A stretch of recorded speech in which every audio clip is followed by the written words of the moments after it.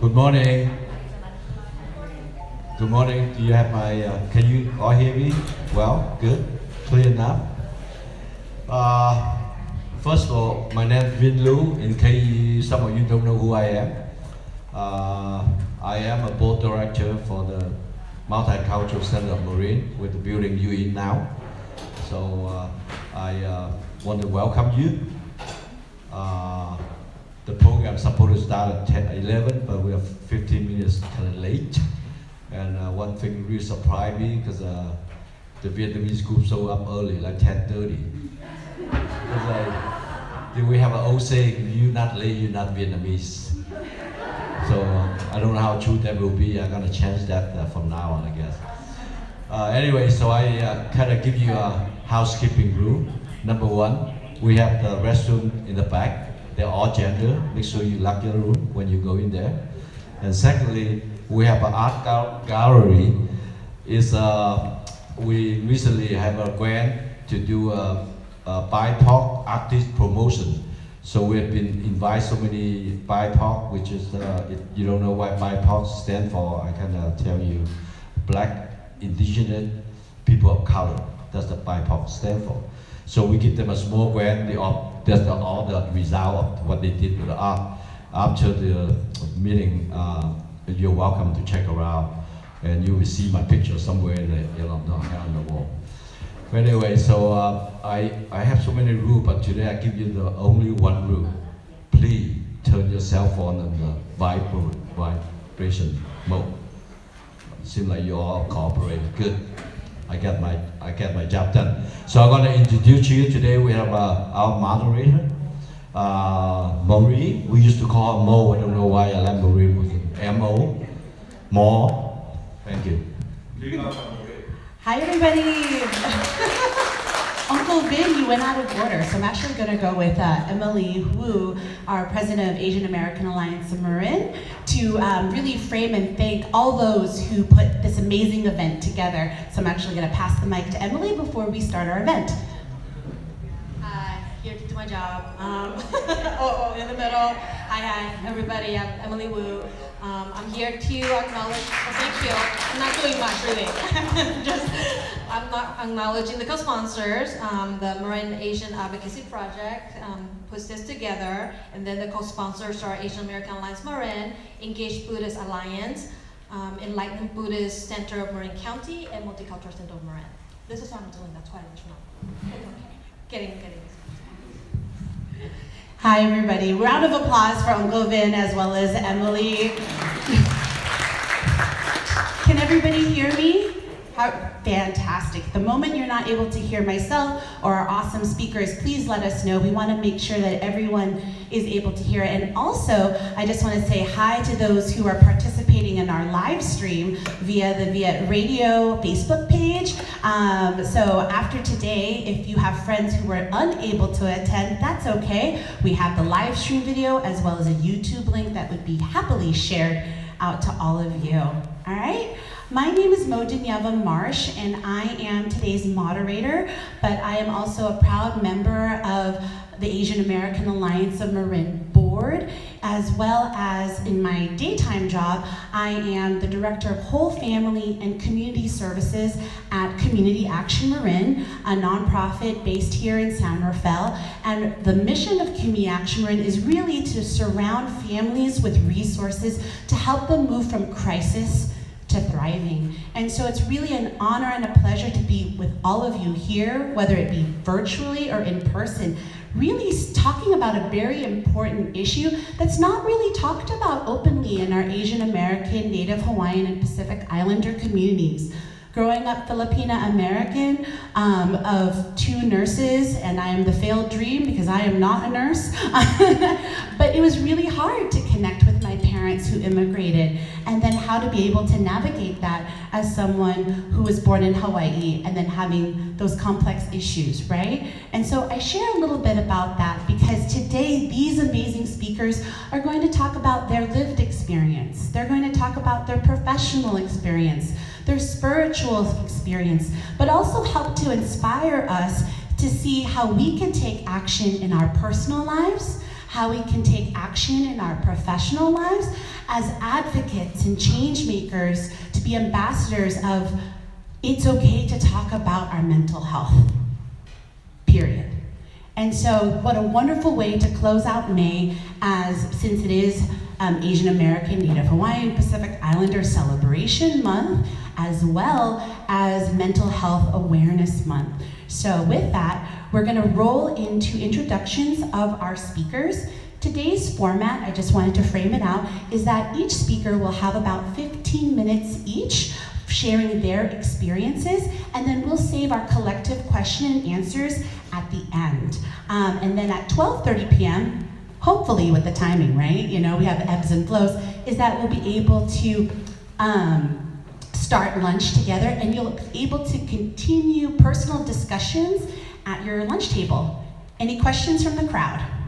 Are we feeling good? Excellent, all right. With that, I'm gonna roll into introductions. I'm going to start from the end, moving forward. I was gonna say left to right, but I'm not really good with direction. Our first speaker today is Venerable Dahong, is a PhD in Buddhist studies from the University of the West, where he is currently an adjunct professor. He is one of the co-founders of the Engaged Buddhist Alliance and has volunteered in several state prisons in California, teaching mindfulness, meditation, and Buddhist psychology since 2013. Venerable Dahong has been a Buddhist monk since 2006 in the Vietnamese and Chinese Pure Land tradition. He was also ordained in the Burmese Theravada tradition in the Mahasi lineage in 2014. Let's give a round warm of applause for Venerable Dahong. Our second speaker, as an AAPI, or Asian American Pacific Islander, and mental health advocate who wears many hats, ironically not wearing a hat today, is Miss Jamie Yan Farrow, who has made significant contributions for the Marin community through her volunteer work and leadership roles in various programs and county initiatives, such as the MASA, which stands for Mental Health Services Act, Advisory Committee, and Recovery Change Team. The core of her work is promoting cultural humility and meeting people where they are. In 2021, Ms. Yan Farrow received a commendation from the Marin County Board of Supervisors for her volunteer role as a BIPOC peer and community advocate, which means is that she's taking her lived experience and bridging those with their lived experiences to be advocates for change around mental health. Also, she was awarded in the Celebrating and the Uncelebrated ceremony for her service from the Behavioral Health and Recovery Services, also known as BHRS team, in 2019. Let's give a round warm of applause for Ms. Jamie Yan Farrow. And finally, our last speaker is Ms. Mai McGuire Tran. She is a bilingual and bicultural mental health clinical specialist working with the Vietnamese population in our neighboring Contra Costa County for 15 years, serving 4 generations in the Vietnamese community. Ms. McGuire Tran dedicates her heart and effort in serving the Vietnamese community who experience and encounter with mental health issues within themselves and their loved ones. As an immigrant from Vietnam herself, Ms. McGuire Tran combines her own life experiences and professional knowledge to assist her clients to recognize early signs of mental health in themselves and their family members. Let's give another round warm of applause for Ms. McGuire Tran. Amazing. So far, so good, right? I'm Filipino, I'm keeping everything on time, that's great. With that, Venerable Dahong has slides. We apologize in advance, we don't have a larger screen, but please know, do you think you're gonna be able to make these slides available, Venerable Dahong? Great. So we will make sure those that are in attendance today will have access to the slides, but just wanted to note, we recognize how tiny this font is, and we recognize how small this screen is. With that, we will start with Venerable Dahong.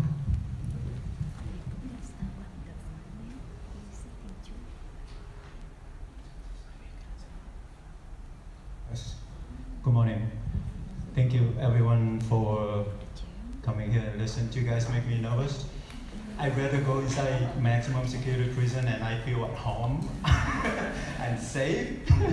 So anyway, thank you for coming. I have the slides here, and if you guys want them, these are all credited. You know, that if you need them, you can get it from Mr. Trump. Yeah, I can send it to you.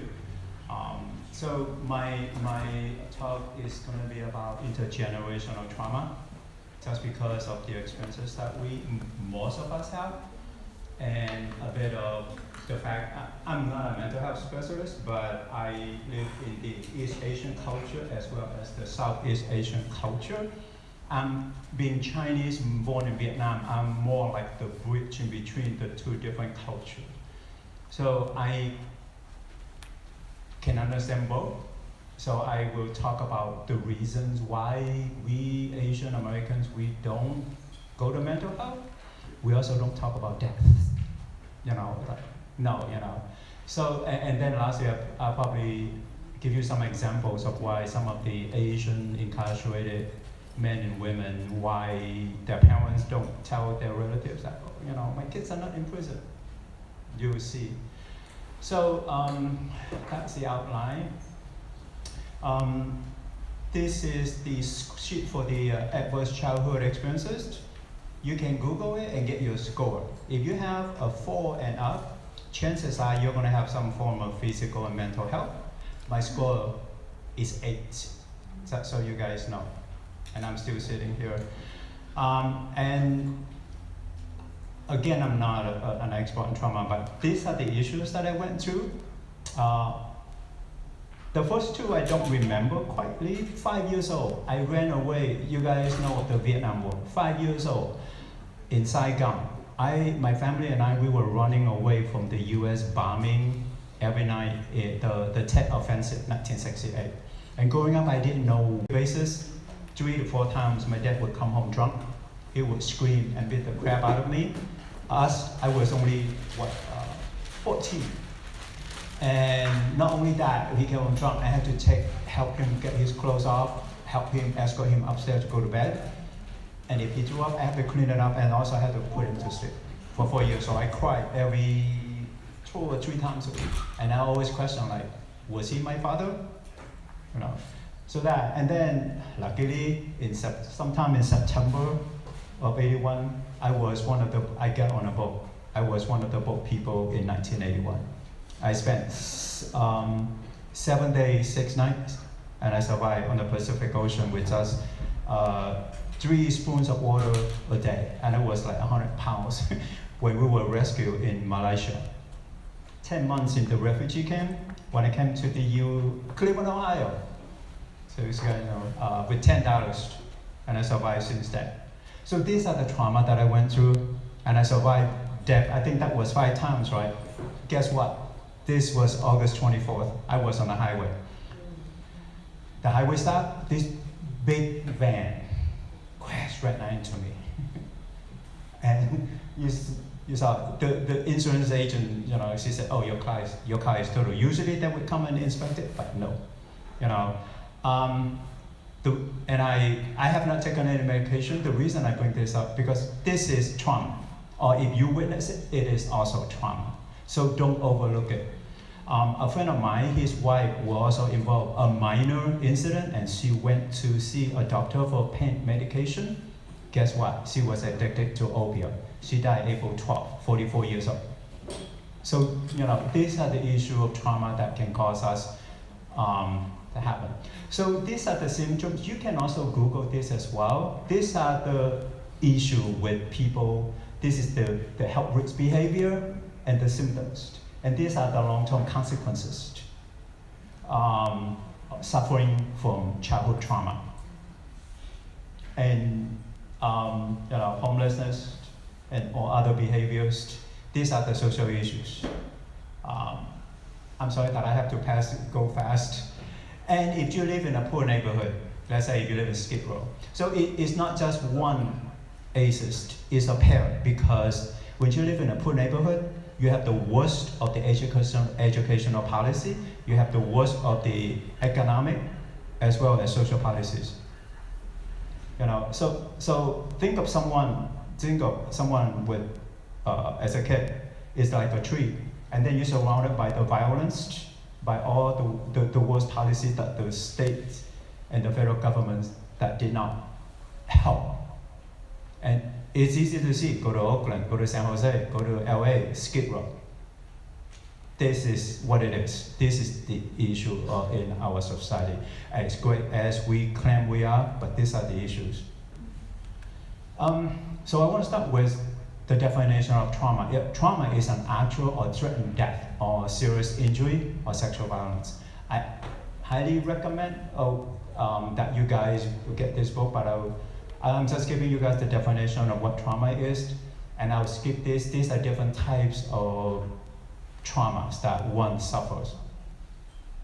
And this is an excellent book that everyone should read. There is a Chinese translation of this as well, but it's only available in Taiwan. But if you know people who know of other languages, I highly recommend that you guys ask them to translate, because this is one of the best books and everyone should read. Even if you don't suffer trauma, chances are you're going to run into people or your relatives, or if you might marry someone who also suffered trauma. I can guarantee you. So basically what this book does is that it explores how trauma affects the body, the mind, and your emotions. And he used examples of humans and dogs. Like, why is it that even for dogs, when they were abused by their owners, they still did not run away? Or for women who suffer abuse by their partner or husbands or boyfriends, they still couldn't get away. They still did not want to get away. And this is a serious problem. And not to mention that when you suffer trauma, when you give birth to kids, for women, your kids will suffer the DNA from you. And one of the there are three revenues to healing, meaning that to process and heal from it is to talk about it. If you don't talk about it, you will not process, you will not understand, and you will not heal. You can heal from trauma. It doesn't mean that your body will heal from the physical abuse or sexual abuse, but at least you can be at peace with it. You can feel calm and peaceful living with your past trauma. And that's the key, by talking about it. Every person that I met, that I know, I told them what happened to me. And this is from I will show you the other books too. They all said communication is the key to addressing and healing from your trauma. And how do you recover from that? Guess what? Mindfulness practice. Why do I I'm not bringing the religion, the rituals of Buddhism into the prison. I'm bringing the practice, the Buddha's teaching, and the mindfulness practice and other Buddhist practices that can help this population, because this population suffer pretty much all kinds of trauma even on a daily basis. Acupuncture works. I have been, ever since my accident, it would disappear, okay? Then the second book, which I didn't bring, is what we call The Deepest Well by Dr. Nadine Burke-Harris, who is California Surgeon General. And AIDS affects all aspects of a human being, whether you are poor or rich. She did a study on the middle class white kids who suffer AIDS. Guess what? As they get older, they suffer physical or mental illness, and no one is exempt from it. The thing is, sometimes when it happens so young, when you were 2 or 3 or 4, you don't remember. But then your body reacts to certain things, certain sounds, certain triggers. That's how you know that that was trauma. But you need to be able, hopefully, if your parents were around, they could tell you. Otherwise, you may not know, but you know that those are the type. That's mindfulness. That's what we call living in the present moment. But here's the problem. People suffer from trauma. They cannot stay in the present moment. And I will explain to you why. So this is the next book that I highly recommend that you guys get it. And according to Dr. Gabor Mate, trauma is not what happened to you, it's what happened inside you. That's why I use the example of running. Boom, the fourth state in your body. We could not shake it up. Animals can shake them up. We humans can. And so like constantly, as you get older, it's going to get worse because your body is getting weaker and aging. Guess what? You feel all kinds of pain and you don't know what. And the problem is, even in America, we don't talk about trauma. Even in medical field, again, the path to healness is to be in the present moment. The problem is when we suffer from trauma, we cannot because we have the our body suffer the PTSD. I only have 5 minutes and I I didn't wake up. Anyway, the reason that my father abused me was he was born in China in 1935. By the time he was an orphan, he was 6 years old, he became an orphan. He was raised by his grandma, and then he escaped to Vietnam. He started to drink every day. So between him and I suffered the intergenerational trauma. And if you use Vietnam as a country, because that's I know, look at Vietnam before 1975, it was involved with the US government. Before that, the Japanese. Before that, the French. Before that, China. Thousands of years. That's why you can see how people behave or the way that they think. It's all from the trauma of the world. So basically, intergenerational trauma is that someone experienced traumatic experience literally because of your parents, or you inherit the DNA from your parents. Look at all the war that we involve. The people in those wars, they also suffer trauma. You know, the Japanese internment, right, that we have in America, that is also trauma.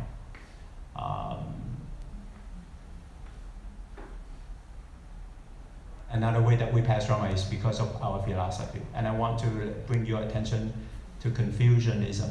Confucianism was written in the 6th century BCE, during the time of the Buddha. And it was written to keep basically law and order between the king and his officials, between the husband and wife. What it is about is what? Obedience. It was good at the time, but guess what? We live with it as though it's normal, but it's not normal. And then, why do I tell you guys? We take care of our physical health, but we don't take care of our mental health. If someone upsets you, especially, someone in the street, it doesn't matter, but your family, your relatives, that's the worst mental suffering that you have, what we call in Buddhist term, mental affliction. But we put up with it. What about by your spouse, by your kids, right? But we don't talk about it.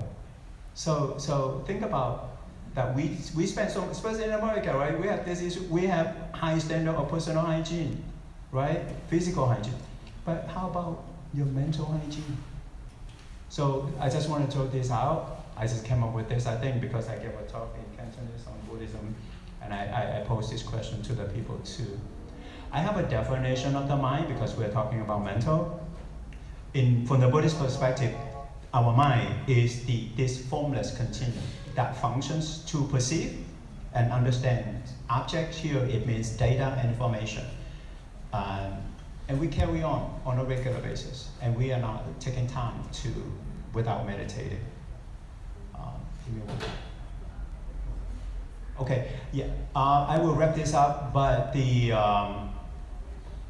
one thing, I'll talk about shame and here in the slide too that you guys can wrap up. But one thing, just because of my volunteer work in the state prison, I just wrote this out just because Mr. Strand asked me to, is that in California prisons, they only hire chaplains for the 5 religions, but they don't hire Buddhist chaplains just because the decision was made by California that hey, because these are the most people who practice these religions, so we don't have to hire the other 5, the Buddhists or other religions.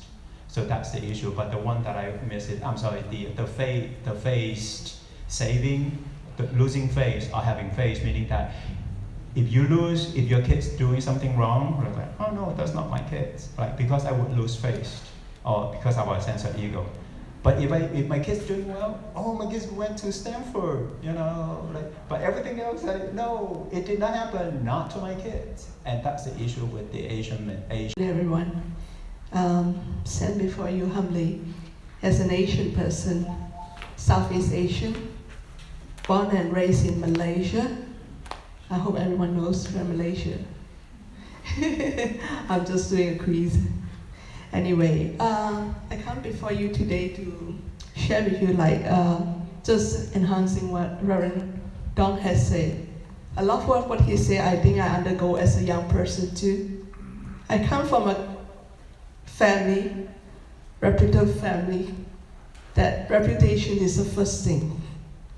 You know, being a person Asian, and you want to be able to live up to your family name, where, you know, you don't have an identity. Because the parents are, like the father especially, is a patriarch of the family. In my culture, my grandfather is a patriarch. So when he speaks, everyone went silent. So it's the culture that we inherit, the subculture. And that makes us feel, you know, as a young person, a young girl, we have no voice. We are being silenced. Over the years of subserviency, being a person who, you know, gone through a lot of trauma to myself as a young person, but never have a words for it. So as a result, we internalize our trauma. We put it all in. Oh, when I remember when I was a young baby, I had a trauma. I was in my mama's tummy for 21 hours. I couldn't come out. And years later, I keep on having this notion of doing this. I don't know why. But when I came to US, I understand this is me trying to come out from the umbilical cord, trying to come out into the world. But yet I internalize it. And coming to the world with abuse, but nobody knows about it. Because we're told not to say anything. What you go through, take it in. And when I had my suicide ideation, when I harmed myself, I was in the hospital. I was actually, it's something that I'm not able to say. It's only when I came to this country as an immigrant, a religious worker, I've been given the opportunity to work with a lot of communities who are different from mine. I noticed that we all have the same suffering. Some of us, we know we are suffering, we're lucky. But a lot of us, we are with our own internal struggles. So wherever we go, we bring it to be part of ourselves, you know. And coming here, when I first met my husband, it's a totally different culture. His wife, I'm Asian. Not knowing about culture, the health, just like this Reverend said, physical health, we go to the doctor, we fix it, right? But when we talk about mental health, a lot of times, for our culture, Asian person, we don't really talk about it. Oh, tomorrow you'll be better, you'll be fine. Is it really? Does it go away? But yet this is what we've been told. The taboo of speaking out. We can't speak because our parents say, you're supposed to be quiet here now. But I'm in pain, right? So just take it all in. So, and then when you go down to places that you see other people have just like you, like when I arrive here into the West, hey, I'm not alone. I see people beginning to speak up. And thus, I joined the Behavioral Health Recovery Services in Marin County. I volunteered with them for 5 years. And my role is actually to be a peer and community advocate. Peer, meaning that I have lived experience. I share of my internal struggles too. Because through my accident, I have my PTSD, I have my anxiety, but that doesn't mean that, I'm okay. I need to take care of myself. Going around to different states and also, not states, in a webinar and also in person to share about this, because I think it starts with me. If I feel that I can share this, I hope that we can bring about more understanding and conversation that's much needed. And I know sometimes you say, oh, I've been there, I've been have training with the county, 4 hours of cultural competence. Yes, that's good. But cultural humility takes a longer time to build.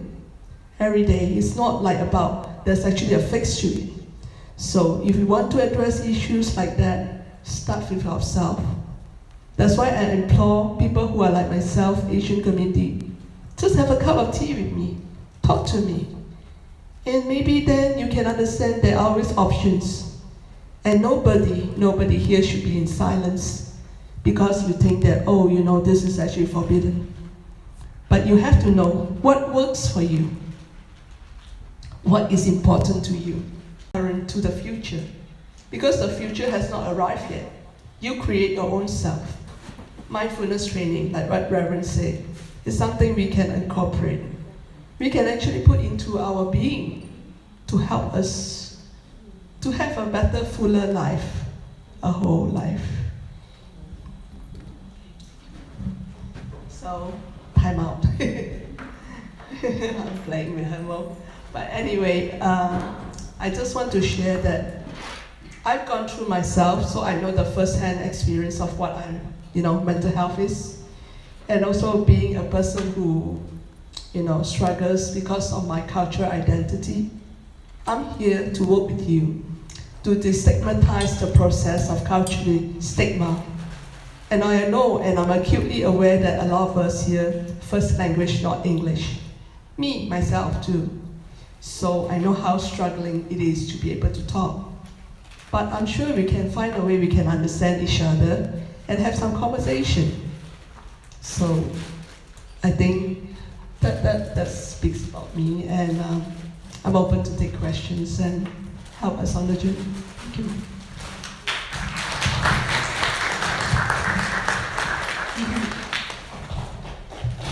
No, thank you, Jamie. Another round warm of applause for Jamie and for. And finally, our last speaker, and then again, we will take questions afterwards. And I really thank you for all your patience. I'm just trying to keep us moving on time. So go right ahead. Good morning. Well, I feel like I served 4 generations of the Vietnamese in my field. And I think the next couple of generations, the last generation, they speak English. So look like my job is going to be less and less. So, I just want to clear with you, I'm not an expert. I'm just a helper, okay? So, what's the difference between the two? I don't present to you the research finding. I don't present to you the experimental study result. But what I present to you is my own experience working with them and how much I struggle to help them to get better. And I think that's very important to me. Let's go back a little bit about my English is not very good, it's not great, because I don't have formal English learning. I just study English and learn to go to school. It's a long story. So I came from a family very, very strict. Girl, don't go to school.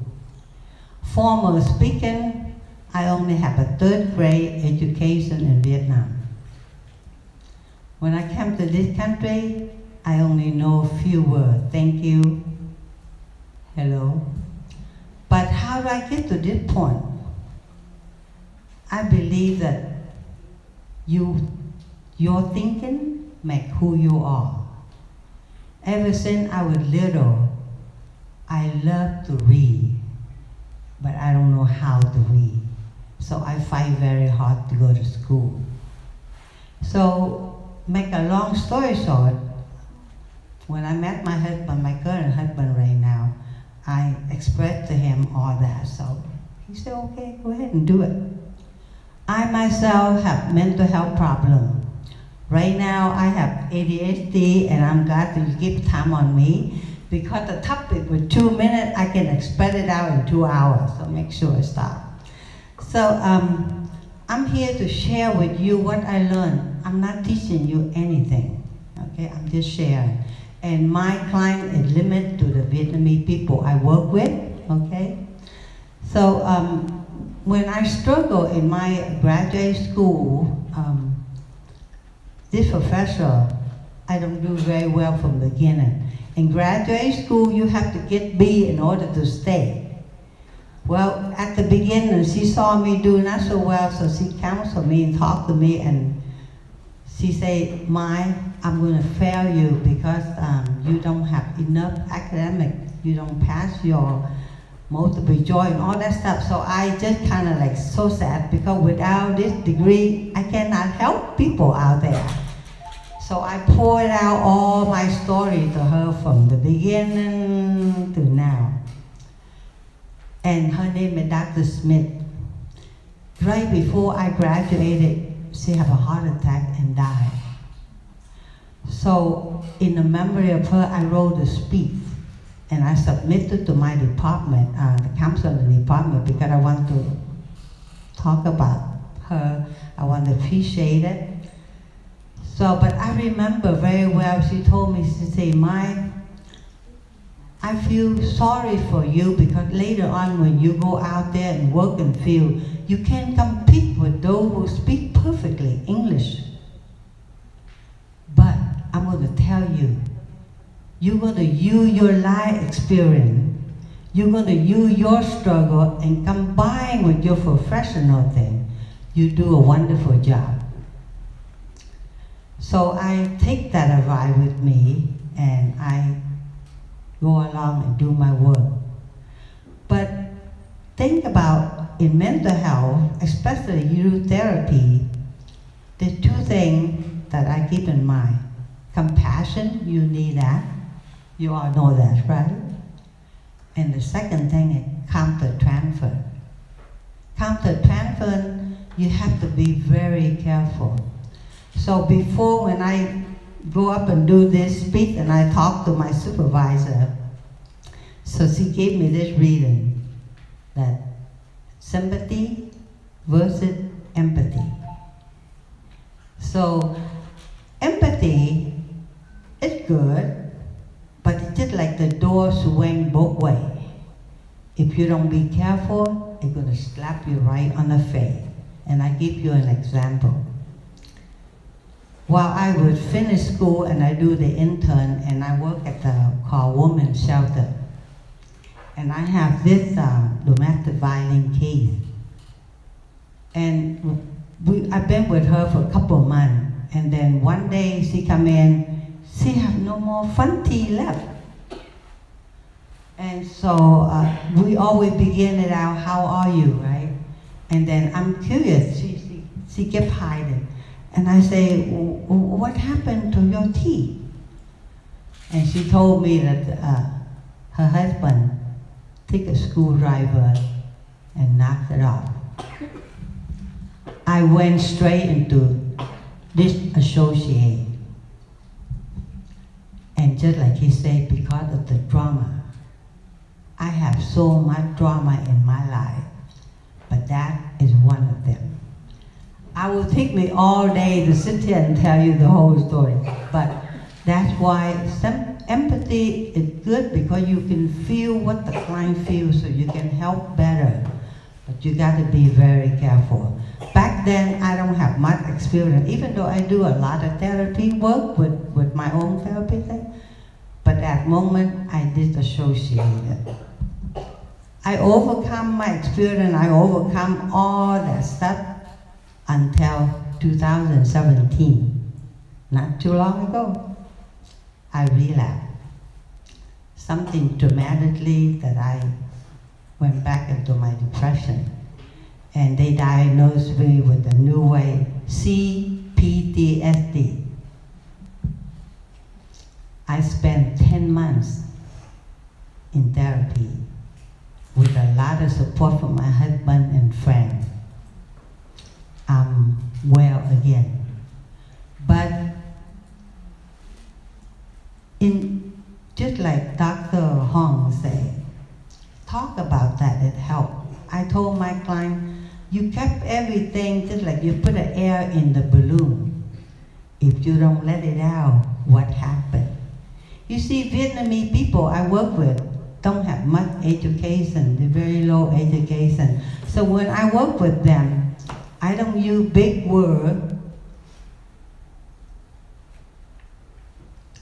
I use a simple term, I use a simple metaphor. And they don't believe in therapy. In fact, they don't seek help. They don't want to help. And then we say, if we want to know something about the person, we ask, right? But how can you know when they don't talk to you? They don't want to talk. I have a client who have court order, sent him in for 52 weeks. I sit with him almost 3 months. Nothing. And I explained it to him, if you don't talk to me, I cannot help, but I have to make a report. So what do I do when you sit with a person for 50 minutes in 1 hour? Can you imagine how you deal with your anxiety? So I have to come up with everything. I read him a story, I read him a poem, I did all kind of things. Still won't work. So I'm lucky one day my husband telling me a joke, and it fit pretty well in that. So I don't know what happened, but I decided to tell him a joke. And I saw his mouth lip a little bit. And the second part of the joke, he break out laughing. That's my number one success. I help him get SSI, I help him get housing, I get him a lot of things done. So doing a therapy with Vietnamese is very, very difficult. So my job, oh by the way, I work in San Pablo, and San Pablo is the hometown of Lee Thi Hiệp. Lee Thi Hiệp is the movie star of Heaven and Earth. And I was auditing in that movie too, but I felt all of a sudden tell me, cut. Anyway, so working with Vietnamese people is very, very difficult because they don't have a knowledge of understand how important it is. So I have to come up with all kinds of ways to tell them, like medication, they don't want to take medication. So I told them, I said, if you got a headache, you need a medication to take it. Mental health is the same thing. I have another client that, I'm sorry, I'm jumping around, but I'm trying to pick up the cake. I have a 26 years old when his youngest brother died in his arm by a gunshot in Oakland.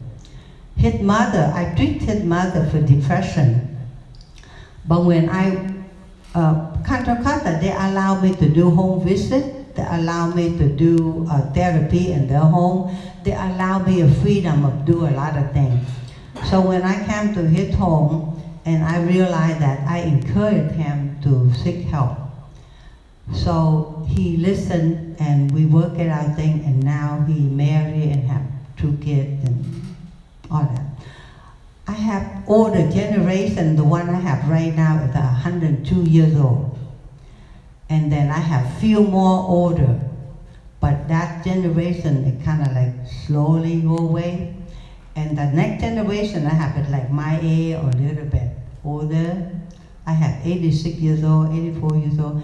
And then I have younger generation, and then the youngest one who get involved in a lot of legal, it's all kind of problem, but they don't think it's a mental health problem. So my job is picking out the thing and ask them a question and encourage them to recognize that. And trust me, it's not the easy thing to do. But just like I say, we have to do our best. And just like Dr. Hong said, in Vietnamese, there's a word say, "Xấu che tốt khoe," meaning you hide everything about bad thing, and you brag about the good thing, like my daughter is the doctor, my son is the dentist, and all that. But they won't tell about how their husband beat them up.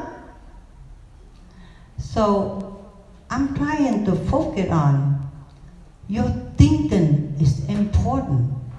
How you think that make who you are. What does that mean? Just like she said. Think, when I was young, I'm thinking, why is this? Why girl is less value than boy? Why girl is the outsider? I challenged my father. I say, I'm not an outsider. I'm your daughter. I got your blood. So I'm the black sheep in the family. I'm the only girl that talked back to my father out of 9 children that he had.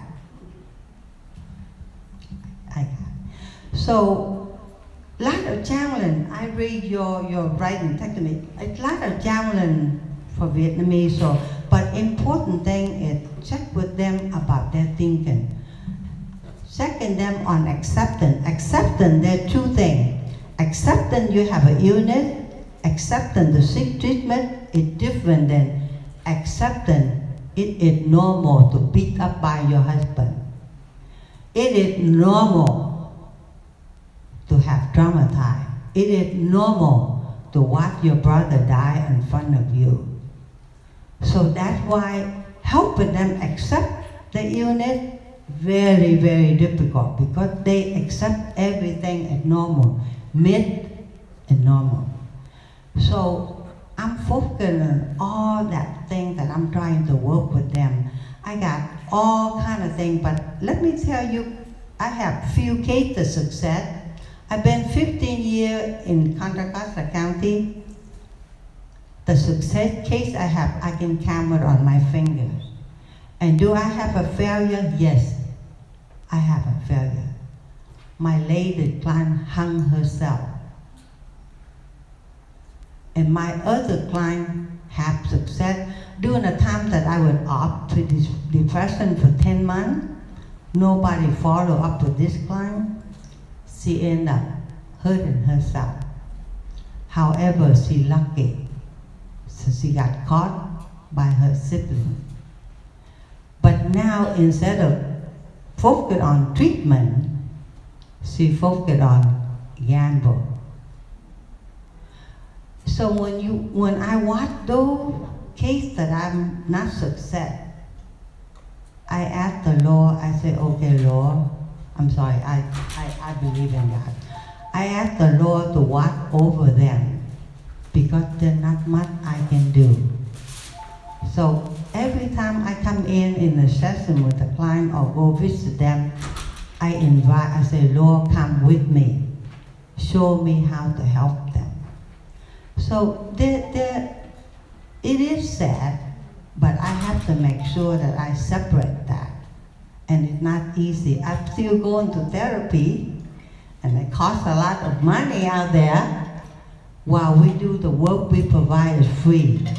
They didn't realize that. So please, if you ever work with the Vietnamese people, just sit with them, accept them for who they are. And I think when I'm going to close this, my close-up statement is, although reading about culture of the Vietnamese population and attending seminar like this one could help gain knowledge, treating Vietnamese with mental health. But keep in mind, they are not one size fits all. So treat those Vietnamese individually for who they are with their illness, because they may have same diagnosis, but they have a different response and different understanding. So that's all I have. Thank you for listening.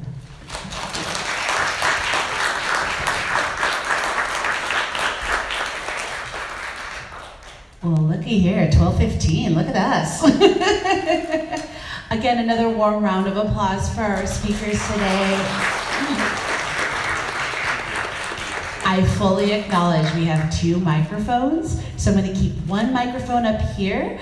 But at this point in time, if anyone has a question, and I want to also encourage, if English is not your first language, please feel free to ask your question in a language that you're most comfortable with. I'm pretty sure we have some translators here. So does anybody have any questions they'd like to ask the panel? And I will come to you, and you can ask in the microphone. Yes? You begin to get this consumer friend to open up and start talking about? Just like I say, I sit with them, I met them where they are, and then I just support them. I say, I'm here. When you're ready, you let me know. And just like I say with that gentleman that I work with, he won't say a word. He just sit there and stare at that. It's so uncomfortable. And just like I say, I do all kind of things. And when I finished that session with him, and I ran and told my supervisor that I told my client a joke, and he knows that I always like dirty joke. And he said, don't tell me. I say, oh no. I tell him a good joke. And so it is very difficult. You just be there and you talk to them. Sometimes like I have one client that I'm successful with. She only have 8 months study in Vietnamese. She not any knowledge. But when I talk to her, I talk about her grocery. Just listen to her story, and once in a while I will put in my knowledge in there and just encourage her to see things. Well, she ended up divorced with her husband. I'm so sorry. But she ended up learning a lot how to support herself, how to believe in herself, how to believe that she is not deserve a bit emotional and physical abuse. So it's not an easy thing to do, but if you have a heart for them, I'm pretty sure that you will find a moment. Conversation. When I do assessment, I don't do formal assessment. I do informal. I do conversation. That's why my assessment, it takes so long more than other people at my work. Did that answer you? Awesome. And if you have, it helps to also direct your question to the speaker, or if it's to all of them. Yes, I see your hand. Yes, I have the quick question and very short comments about the presentation. Because 3 of you are Vietnamese. You know not Vietnamese, okay. But Asian anyway, right? So Malaysian. So if the because of this is the language problem. In terms of this morning, we have 2 big terminology, that's trauma and PTSD, right? And how do you translate into Vietnamese trauma? And how do you translate into Vietnamese PTSD? That's post-traumatic stress disorder. And I tried several times to translate it, but I don't think I am success about it. So the master home, you may make translation for me. I only finished 9th grade in Vietnam. I think the term trauma is called sang chứng tâm lý. And then the PTSD is triệu chứng hậu sang chứng tâm lý. That's what I found. I actually tomorrow I'm going to give a talk a little bit on that at the temple. So it's sang chứng tâm lý, and then triệu chứng hậu sang chứng tâm lý. That's the PTSD. Yeah, that's a good translation, but the common translation, but that is Sino-Vietnamese, not the pure Vietnamese. So it's very hard to understand, but it takes a long time to make a translation. And I just very short comment, because maybe I'm most senior in this room. I'm 78 years old. And I will just share some of my experience. I work for the County of Sacramento for 20 years. I'm emergency response of CPS, Children Response, Emergency Response. So I always face with the reality in the field. And if you work in the fields of giant community, and you know that. And this morning we mentioned two big things. That's trauma and PTSD. And what's different between trauma and PTSD, especially to the Vietnamese. In fact, trauma is something happened on the scene. And like the soldier and in the battlefield, they have the trauma right in the battlefield. But PTSD is something happened 20 years later. As I work with a lot of Vietnamese parents and children, something happened by the time during the war, on the way escaping from Vietnam for America, and they suffer a lot of things, but on the scene, they just have trauma. But after that, like the American soldiers, and they experience something very painful, very depressed after 20 years. So PTSD is something happened later, and trauma something happened right on the scene. And how to cure the problem? The problem is very, very serious. So as you know, the PTSD is happened, and the psychologists, they know that in 1980 after Vietnam War. Before that, they don't have the PTSD syndrome at all. But I know that there's no time, so I just put the question that now, about 5 or 10 years ago, Asian children, the rate, I don't know how about the Asian community, but in the Vietnamese community, the rate of the suicidal kids very high in Vietnamese community, especially in the area like Bonsa, Santa Ana, the rate about 8%. And now, 10 years later, suicidal situation is less. But you know, there's another problem. What the problem? That's estrangement of the parents. A lot of kids now, Asian kids, they estrange from the parent. They run away. They don't accept the family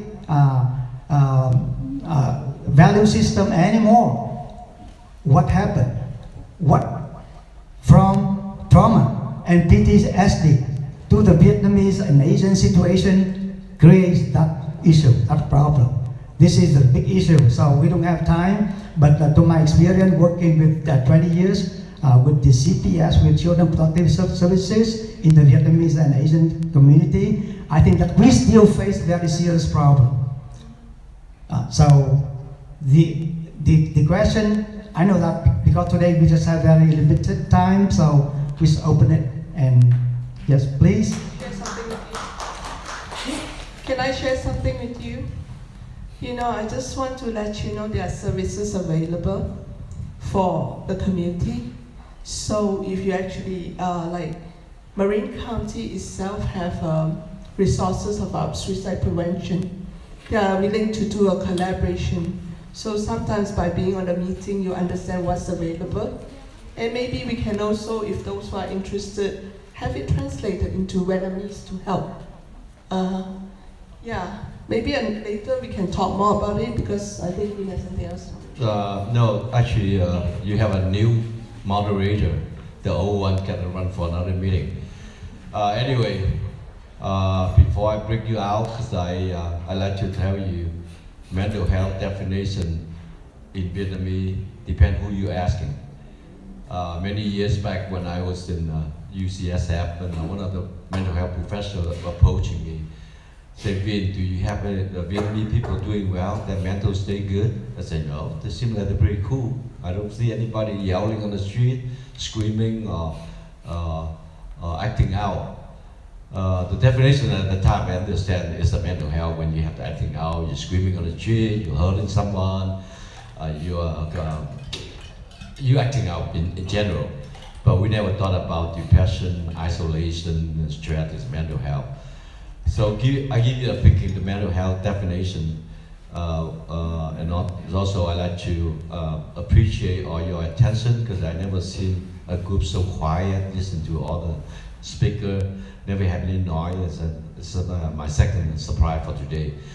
Anyway, so we have a very delicious vegetarian lunch to share with you today. So I like you to take your time to enjoy those lunch and come back to your table so we can start a Q&A question continue. How's that sound? Good? Everybody over that? Okay, please, light up. Oh, you have a question?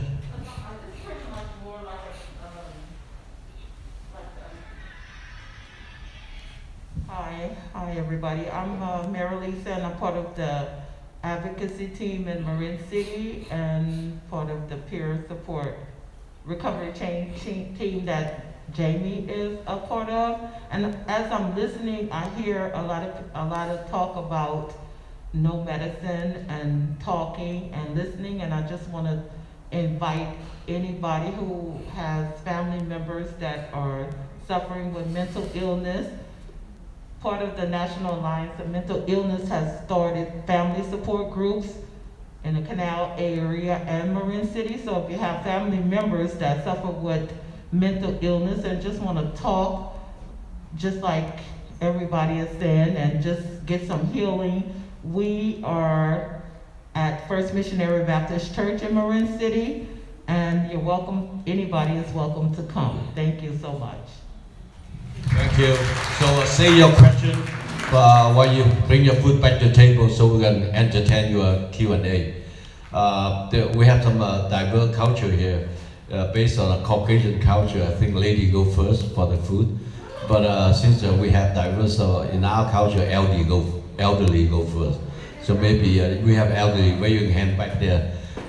Professor Jin Chen, please start the line. Thank you.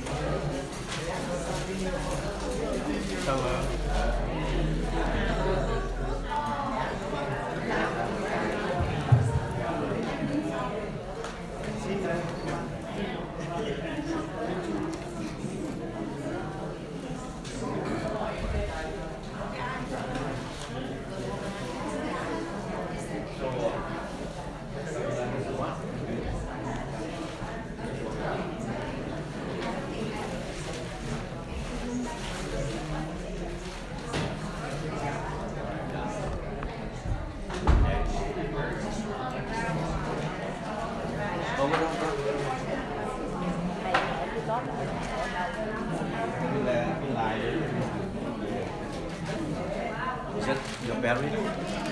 Is that your battery? Where is that? Battery? Battery, yeah. Oh, batteries. Oh, there might be Yeah. They are. Hey, you're Emily, right? I'm Javier. Nice to meet you. In face. In face, yeah. Nice to meet you. Nice to meet you. Yeah, no. That's great. Okay. A lot of seniors. Yeah. That's alright. That's alright. Yeah, I'm not joking. But yeah, stream stuff's been going well. We're all good to go. I see that choir is also another recording, so that's great. Because I'm thinking, maybe we need to get the PowerPoint slide. Yeah, I know it's kind of hard to see, I think, from all sides. Yeah. No, it's great that you're getting history. So Well, that's another. What do you teach at the middle? Religion, social justice, also Okay, part of good. the service learning program. So I'm in and out. How long have you been professor over there?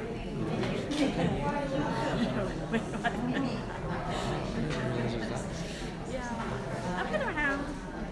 Yeah, so I mean, I might come back to you with questions about the field. Yeah, let's talk. Because I do have students. Students, exactly. And I'd love to connect more with the mental health resources at the middle. But yeah, and then the other thing I was thinking about is we are trying to work with the sort of Oh yeah, yeah. creating some programming with them. So I don't know how much you already work with them. I'm pretty, I've been pretty, I'm starting to build that relationship with them too. I know a couple people already. Yeah, so if you need any connections, I can help. Because we have a meeting with the principal, Joe? Yeah. Joe, and then we're trying to see what Let's we move can this.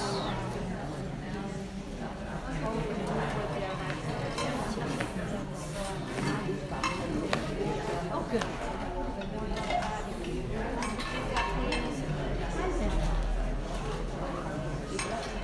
I mean, Joe's basically like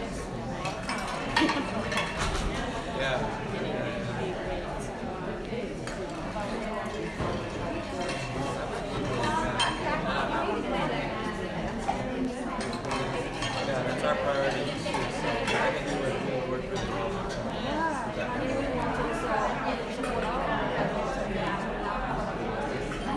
Yeah, it's great. Yeah.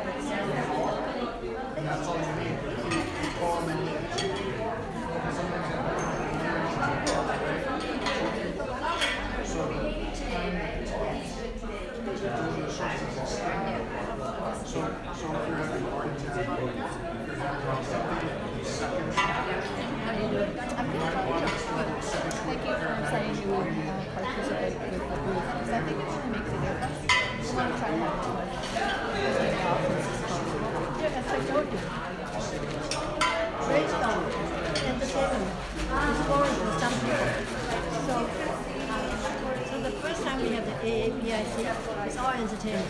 People want to talk. But then the next time they have activity and entertainment. But she thinks the lecture can be just left on. I don't know. I mean, I don't know. I think that they were thinking that they would be on both sides, you know, in the room here. So it could be, but we're having entertainment up the front, so you would be maybe in a corner back here. That's fine. I don't know, because I'm not the committee, but, you know. The committee. helping Emily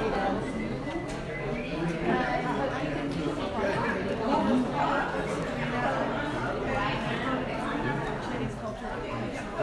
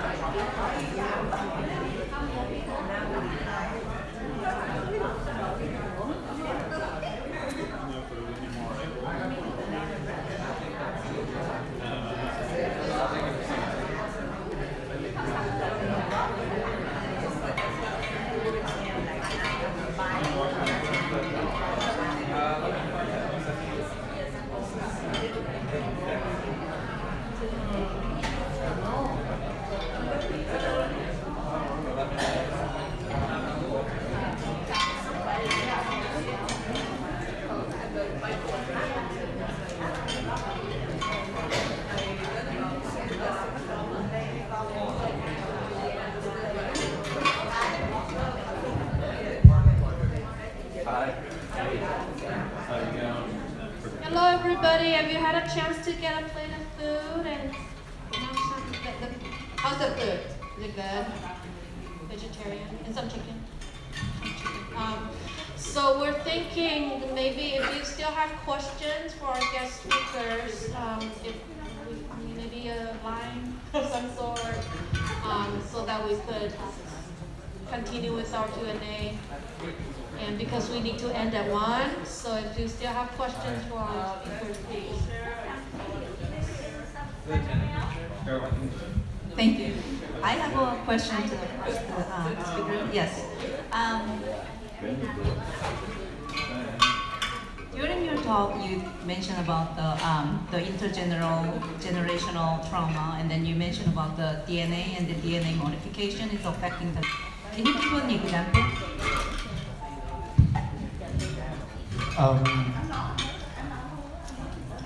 What it means is that when anyone suffers trauma, it affects your brain. It affects your whole body. So let's say, be a man or a woman, when you get married, you have a kid, this kid's going to carry your DNA. And that is, so this kid, when he or she is born, he's going to have certain issues. There's you guys know the 9/11 event, right? The people, I think it was last year, a few months ago, I read a report about the people who suffer from the 9/11, when their kids also suffer the trauma because of the parents' DNA. So that I don't have it with me, but you can Google. That's the trauma, and it has been proven. Even this morning, there was on Apple News a report that anyone suffering chronic stress, it will affect your gut health. That's what it's right there. Yeah.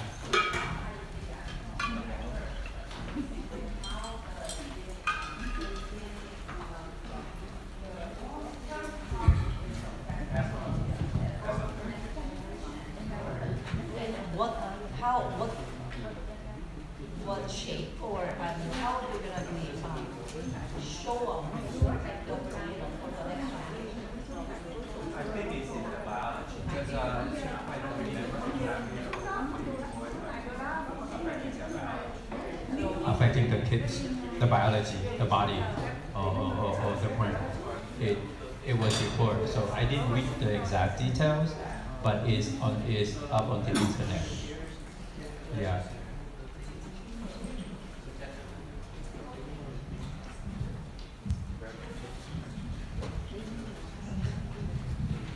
Hello, thank you.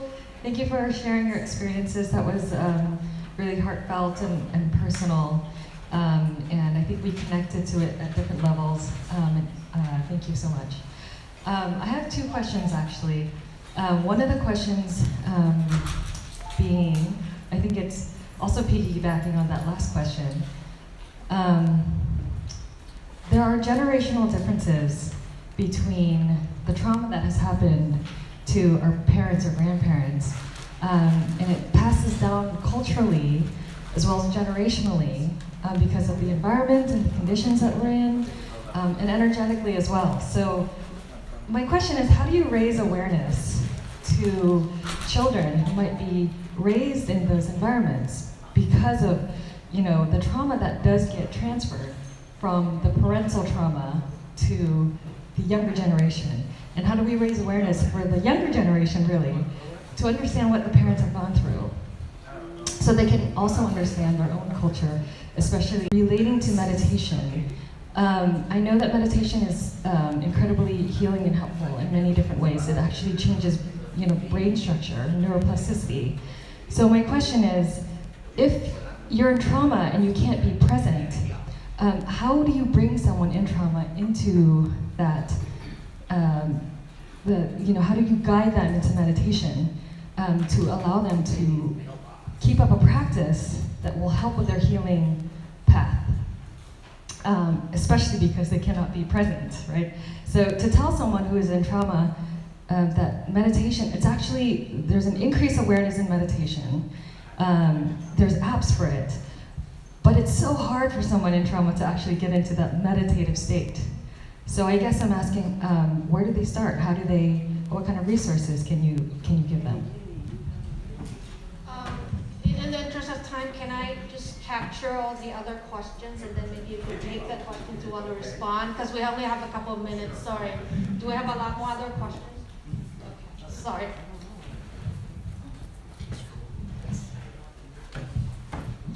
I want to thank you for inviting me today. I'm Bill Tyler, Fire Chief in Novato, and I met this morning with Jamie and her husband, and they took time to get to know me and for me to get to know them. And she shared with me the flyer last week, and then I got it on my schedule and came today. And it was very important for me to hear your experiences and to see how your community is affected by trauma. And what I want to share with you is that likewise, the fire service in Marin and California also experiences behavioral health trauma issues on a daily basis. The firefighters that respond to 911 calls, to emergencies, there might be stabbings, shootings, drownings, people burned, terrible accidents, traffic accidents, incidents involving children, incidents involving abuse. We go into homes where there's chaos, and we try and bring, for the time that we're there, we try and bring calm to that. And responding on that maybe 20 times a day. Our firefighters in Marin County, they work 48 hours straight, and then they're off for a few days, and then they come back on. They live together. And so they've experienced, say, 20 times a day, this effect over and over and over again. And about 5 years ago, it became a conversation at a higher level, and we started to address this. We recognized firefighters we were losing more firefighters. More firefighters were dying from suicide than in fires, responding to fires or incidents. And so, as you can imagine, firefighting, like you have a culture of, not letting people know the weaknesses. Firefighters very masculine, historically masculine, and we would not seek help. You wouldn't come back to the fire station with those you do consider your family, and you wouldn't cry. You would let people know that something bothered you, right? That was the stigma. So we've done a lot to try and break that in the last 5 years. And so we've learned that mind-body connection, that there's actually physiological chemicals inside your brain when these things happen that affect you, that is an injury. So what I want to share with you is one way that we try and connect and get over this, break the stigma, is we try not to look at this as PTSD disease, right? We look at it as an individual incident, so post-traumatic stress injury. So just as if someone goes and you break your arm, you get a cast, everybody can see that, you go to recover, and then you're back to full strength. The injuries here, you don't see. You don't see those. So if we recognize that each one of these, and we actually have policies and protocols when our crews go on certain types of calls. If you go on a child drowning, for example, the whole engine company that responds after that will put them out of service. They'll go back to the station, they'll have a debriefing, they'll talk, they'll take a shower, they'll do some exercise, they'll eat before they go back out on the next call. So we're destigmatizing this, we're recognizing it, and then realizing that we have a 30-year career of this, soldiers, a few years, right? Firefighters, 30 years of responding to this kind of trauma. So the good news is, if strong firefighters, macho, can recognize this and can want to start talking about it, then you all can too. Your communities can do that too. And it's through education and through discussion. And so I share that with you so that you know you're not alone. Thank you. Thank you. Can I take one or two more questions, and then I want to give this back to the speakers. Do I have one or two more questions? Otherwise, we'll go back to the first two questions. I know, exactly. That's why I was like, let's get back to the questions I was actually asked. But if we don't have other questions, please. I'm going to respond to you on the best that I could, okay? So I assume you're Vietnamese. Okay. Yes, I did work with a lot of people at your parent age. They came from 1975, before the country loosened to communism. They escaped. So most people come before the country fell, or educated people. And I found even with educated people, somehow deny mental health. Somehow they deny that they have emotional issues, especially men. If your father or your uncle who in the service, that they believe that they don't talk about that because those are weak, those are a woman thing. But even women don't talk about it either because the husband not allowed them to talk about it. So end up the children were the one who suffer. Children, the one who come to us for help, and I'm surprised. So what I'm trying to do is build a bridge between the parent and the children, and then teach the children how to do differently with your children. Talk. Talk, bring people together. Talk, not necessarily, how would you fight in Vietnam? How would you got shot in Vietnam and all that? No, not necessary. But find a way to talk to your father or your mother, and then find a way to talk to my children. My deceased husband, he served my country since 1964. And we left 1972. I married him when I was 17. I came to this country when I was 19 years old. My deceased husband never talked about that. But back then, I don't know very much about anything. But later on, when we got divorced, my daughter, I talked to him about, I told her, you see that your daddy lay? He got shot in my country. So my daughter came to him, oh, daddy, look, So he don't want to talk about that. But I encouraged my daughter, just ask him, tell me a story. So that's another thing that I told one person. She's seeking help for her grandson. Storytelling. Ask your father to tell you a story. I don't know, just like I say, it's not one size fits all. But you love your parents and you go to school here, so of course you know more than they do. Just share with them, that's all. Be there with them and love them and accept them for who they are.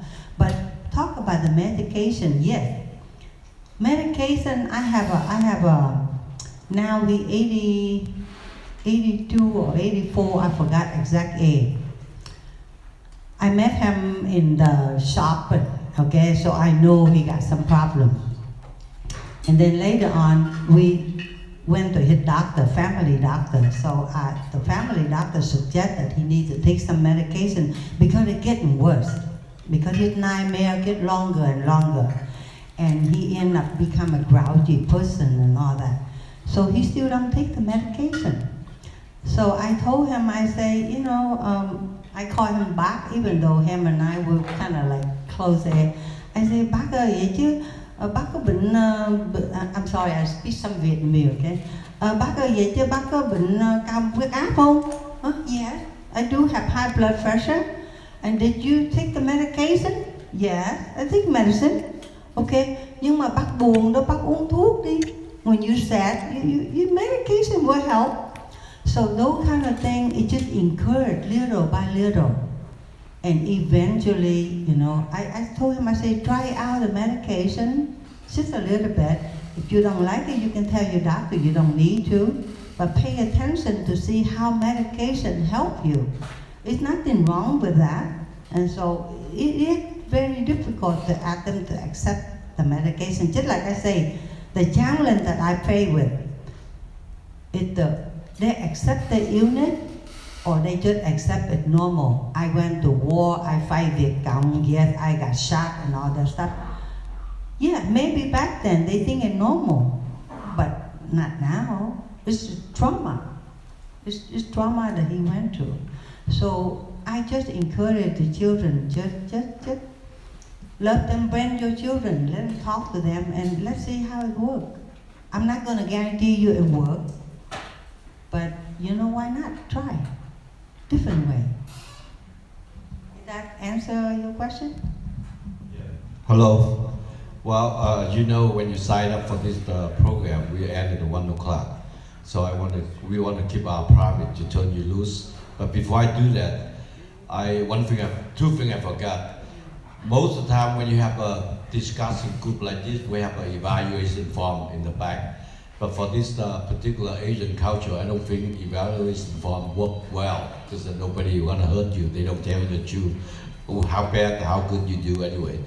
So I encourage you to go out and you check Asian American Alliance of Marine, the website, and put your comments and whatever you tell us, that we listen to you. Maybe we can live for more improvement next time. And also one more thing, how many of you in here are mental health practitioners for Marin County? 1, 2. Do I have number 3? I a little bit, well, I would say disappointed, because I happen to serve on the community mental health advisory board. Many times the advisory board always ask me, how's the Asian culture toward the mental health? How they see mental health? Do they seek help? So on, so on. So I was expecting more of them attending today. So that I don't have to answer the question every time I meet with them again. I say, how's the mental health of the Asian population?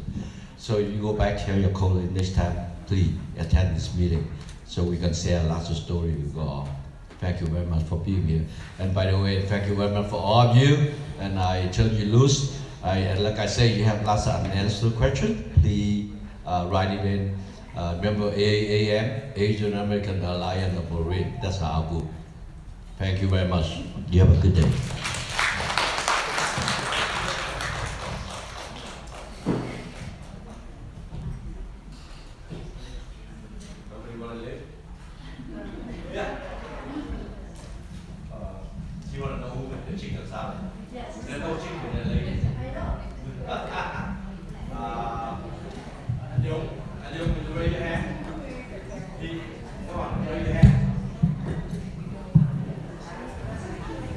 No, you don't have that.